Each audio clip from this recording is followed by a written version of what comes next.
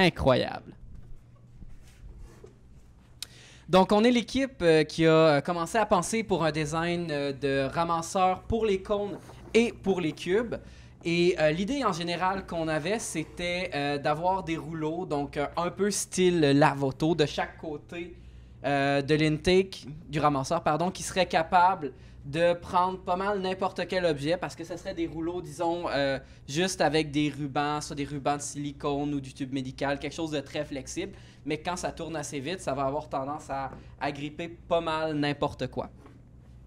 Ensuite, mettons, si on a attrapé un cône qui était debout, on aurait une barre ou quelque chose de similaire qui ferait tomber le cône alors qu'il se fait gober par les rouleaux.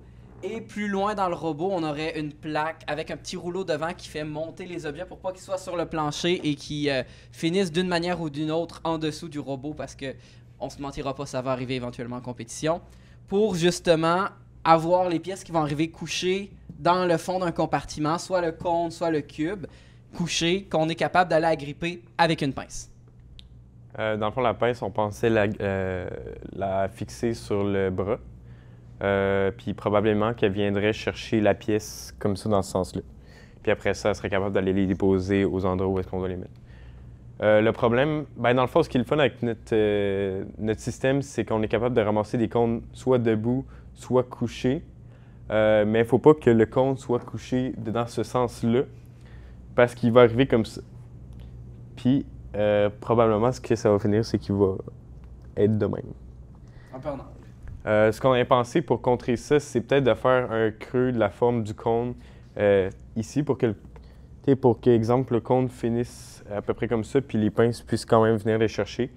Le problème avec ça, c'est que si ton cône y arrive dans l'autre sens comme ça se peut qu'il se ramasse dedans le creux.